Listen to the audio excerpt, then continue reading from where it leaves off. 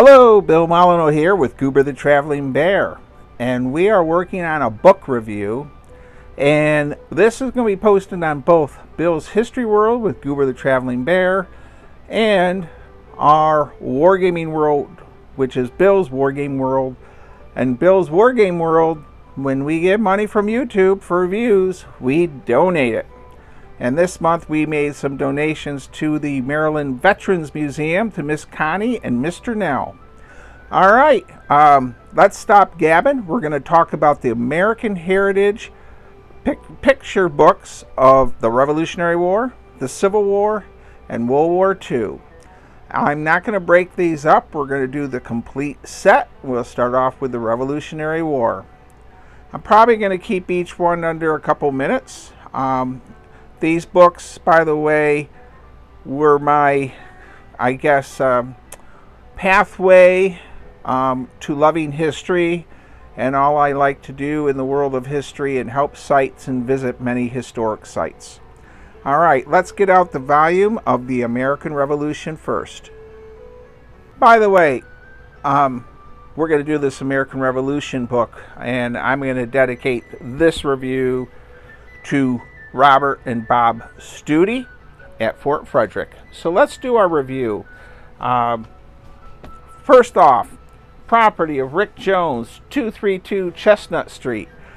Many kids had these books and many libraries, and when the libraries discarded them in their book sales, many people would pick them up. So, get out my pointer. Bruce Canton was very involved in these. American Heritage magazine was a hardcover magazine back then. And this is Simon & Schuster publisher, and the date is 1958. I believe this is a soldier of Rhode Island, but I'm checking. So, we're going to flip through the table of contents, and I'm going to pause the camera here. All right, there are so many wonderful paintings and pictures in these books. Here we have Arnold and the raid on Quebec, which of course was sort of a disaster. You'll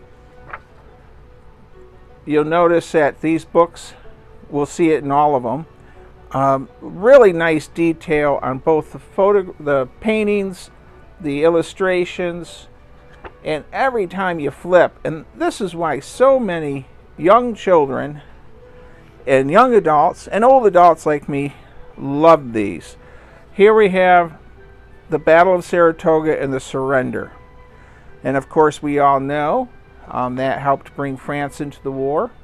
Here's the importance of sea power. And look at this detailed interior of how everything was stored in the ship. I mean, it is just incredible.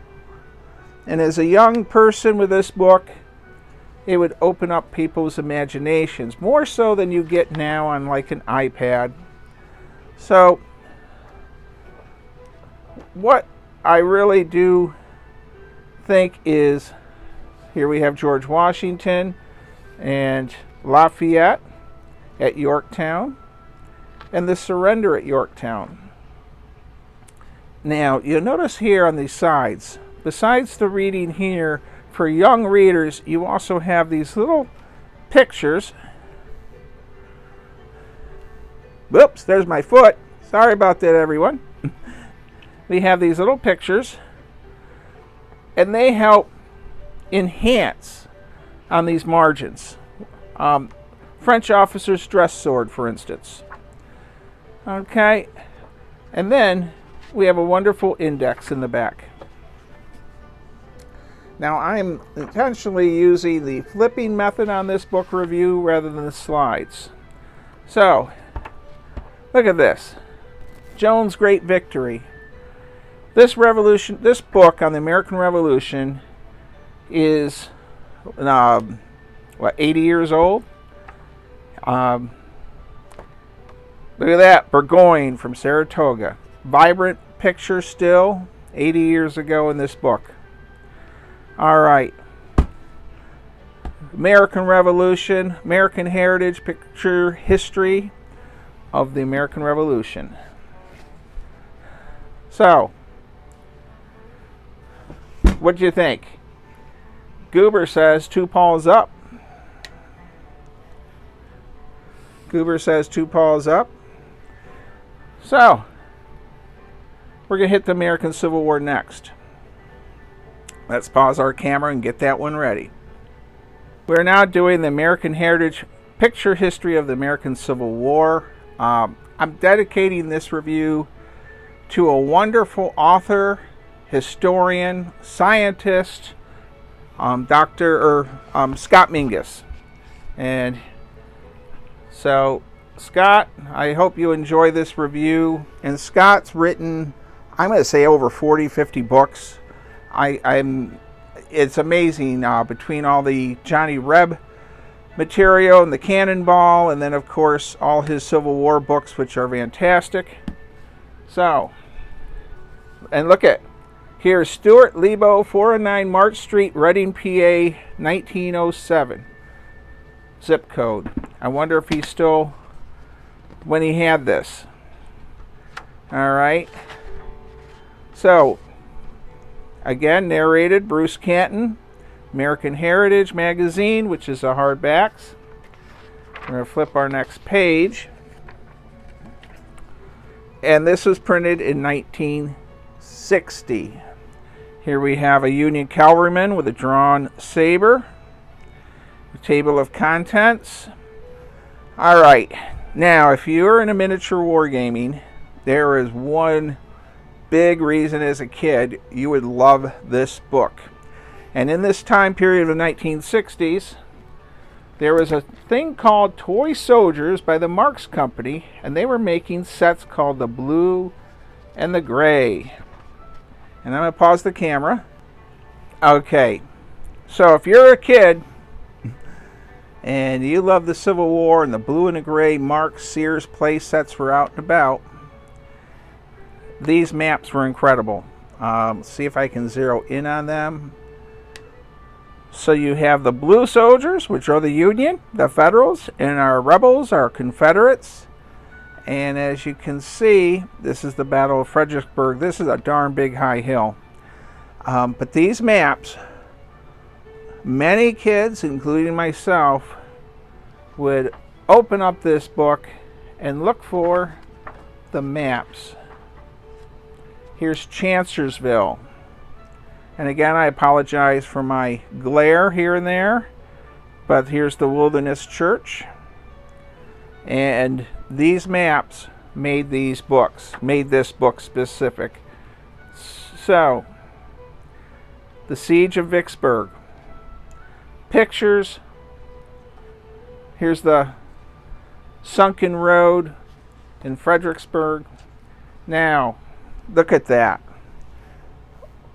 Isn't that an amazing painting to put in this book?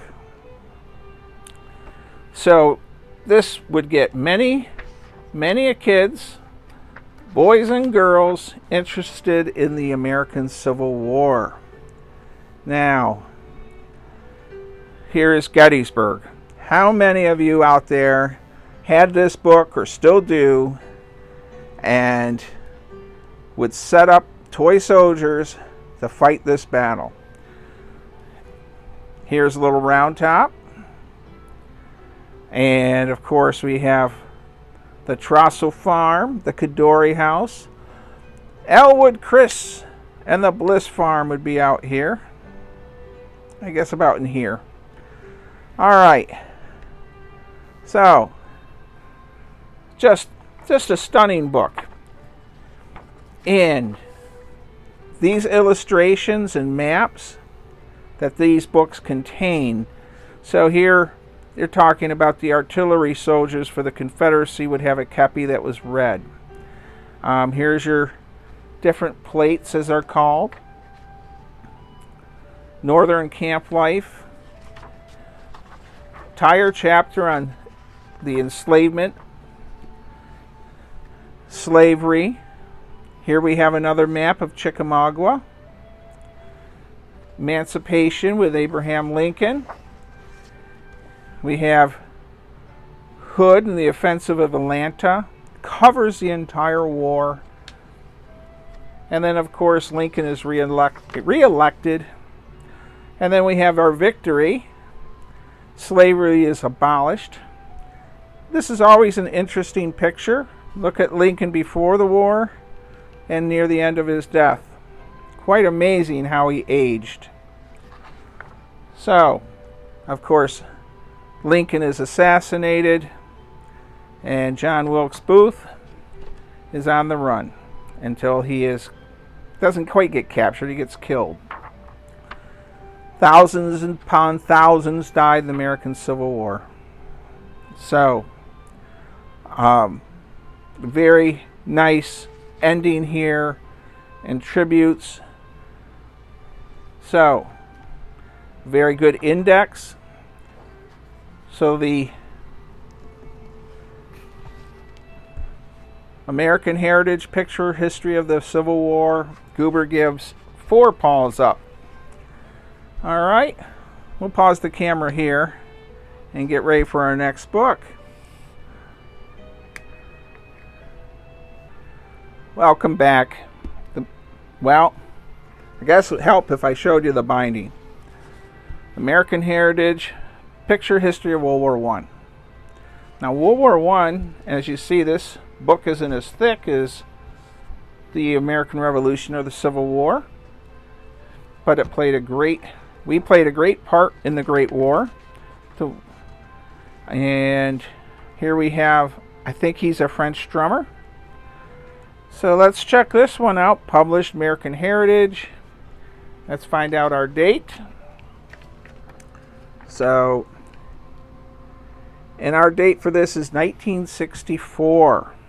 1964, again, we have our contents. And now, World War I is an interesting war. It is not as interesting for historians to follow compared to World War II, the Revolution, and of course the American Civil War. A lot of it has to do with we were late in the war as far as our country. So our book starts off with, of course, the assassination of Archduke Ferdinand and the beginning of the war. Once again, incredible paintings, but we are now moving to more pictures. Just like the Civil War had some pictures rather than just paintings, our World War I book really shows the death and carnage of war. And World War I, of course, is primarily trench war. A lot of artillery, and of course World War I marks the use of barbed wire, heavy siege cannons, but most of all motorized vehicles called tanks, armored fighting vehicles. These broke through the barbed wire. So World War I was our first real modern war with all the most modern weapons such as machine guns, barbed wire, trenches, artillery, tanks, and when I find a page that has it, we're going to have airplanes. So, we also, airplanes, U-boats. Of course, the U-boat is one of the reasons that America joined into the war finally, was the sinking of the Lusitania. There is some massive artillery at the Virginia Military Museum in Newport News. And they have a lot of World War I artillery there. Also at the United States Army Heritage, AHAC. So, Wilson goes to end the war, Versailles, triumph, and once again, this book is phenomenal. Just a wonderful, wonderful book. And if you're not really knowledgeable of World War I, this book has a lot of drawings, illustrations, and a lot of pictures, and then good descriptions throughout about the different things that were happening. Oh gosh, you know what? I didn't cover gas. As you see, these soldiers are blinded from the gas, mustard gas, and they're all holding each other's shoulders as they walk. Terrible, terrible gas warfare. So, we're going to say World War I, the American Heritage Picture History. I dedicate this review to Matthew Young, curator, historian, World War I reenactor at the CSS News Education Center in Kinston, North Carolina. A great historian, and I also have to say we made several donations to him and his site, and he's also got a really good sense of humor about Goober the Traveling Bear, who's right there. Okay, we're going to pause our camera and we're ready to hit World War II. All right, here we have World War II. And, you know, I have a couple people I like to dedicate this review to. Dr. Patrick Branton, professor at the United States Army War College in Carlisle, Pennsylvania, and Mr. Caleb there, historian at the museum. They let me make a lot of videos there last year, including on post. And I'd also like to mention historian Mr. Nell at the Maryland Veterans Museum. He's made a lot of videos for me along with his wife Connie, and they've been wonderful. And we'll be making a video with them on the Korean War in the future, once my life gets a little less complicated. So, World War II. We're going to open up our book. We have no youngin', no kid, no child, no one put their name or address in this one. Now, we're going to have a lot more pictures because, of course, World War II era, we're really working on cameras. Date-wise, so table of contents, and I'm looking for our publishing date, and I'm going to pause the camera. All right, this is saying 1964. Look at that.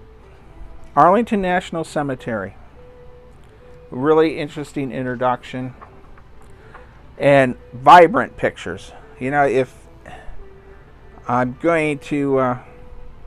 this is the Hulk of American tank, Sherman tank off Saipan in the Marianas. We have our Germans.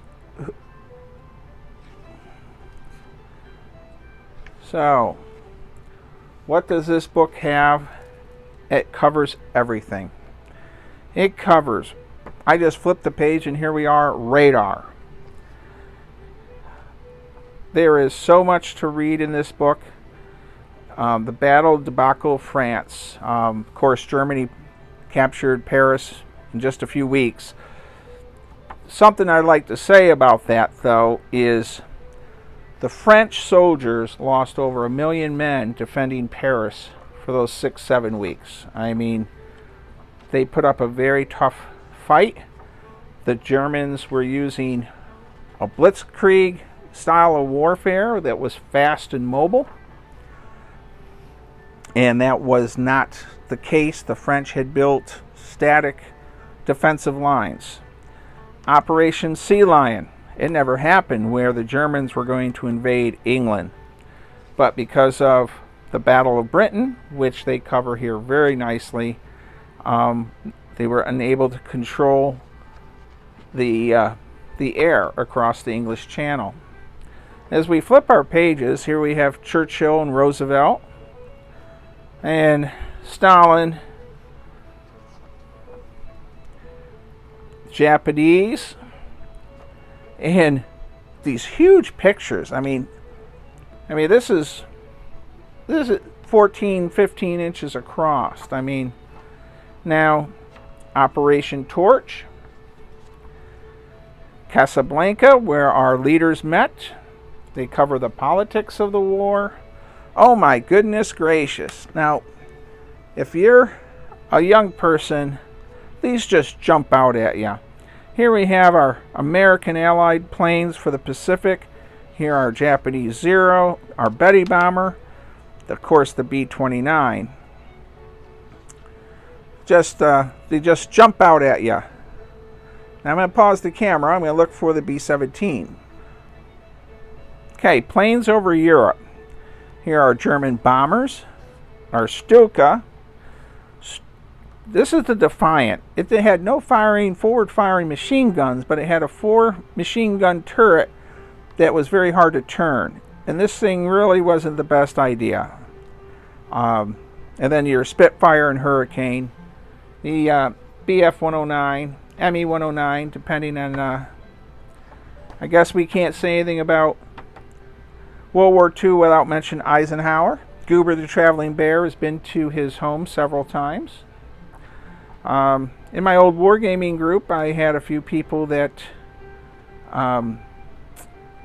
worked there as volunteers. So here we are with D-Day. And D-Day, this book review is being done on March 15th. And D-Day is right around the corner. Here we have the Battle of the Bulge. My Uncle Richard fought in the Battle of the Bulge. He was still driving a Stuart tank at that time. Well, that's a pretty famous picture there for the end of the war. The nuclear war begins and ends just as fast. Our kamikaze attacks and the Marines, the end of the rising sun. Just picture after picture. It's just incredible how much information they put in these books. Well, here we have the Flying Fortress, the B-17. Look how cool this is. Has the information about the bomber. As a young person, these are gateway books, and I wish they were still being printed. As far as I know, they're probably all over eBay. I did not look per se. I did find the Civil War one is on eBay everywhere. And of course, just like in World War I, there are U-boats and submarines for both. Americans are using submarines very effectively against the Japanese supply convoys. Alright, I'm going to look for one more plate. Well, Winston Churchill. Current history may not be as kind to him as it used to be, but I still think he was the right leader at the right time for England. He really kept their morale up as far as the English people. They were pretty much all that was left fighting the Germans. All right. Well, amazing book. I'm flipping through this and forget that I'm supposed to be narrating. Here's our British Lancaster, Halifax, our B-24 bomber. ME-262, the first jet fighter zipping around. Here's the Thunderbolt. Littlestown, Pennsylvania has a 2/3 scale Thunderbolt built in front of their football field in Littlestown, Pennsylvania. P-38 Lightning, P-51. And again, these plates were just fantastic if you were a kid. So, I guess I babbled on long enough about the World War II book. It covers everything. It's very thick. This is a good, if you're reading a half an hour a night, I bet this will take at least 2 weeks to get through, to read all the sidebars and all. I'm going to pause it here. All right, well, the American Revolution, the Civil War, World War I, World War II. Must-have books. Yeah, they're old, but they have a lot of current information that's still as useful now as it was then. And I gotta say, if you see these in an antique store, bookstore, yard sale, pick them up. If you have children, grandchildren, they might really enjoy these books, because besides reading, there's a lot of pictures, a lot of paintings, and I will say, especially on the World War II one and a bit on the World War I, there is some graphic images of death and destruction, which is what war is, death and destruction. And so I'm going to close this out with saying thank you to everyone that watches my videos in both channels, follows my adventures with Goober the Traveling Bear. Thank you. Stay safe. Be kind, be courteous, leave a comment, let me know what you think of our going back in time to the American heritage picture history of our 4 major conflicts. Thank you, everyone.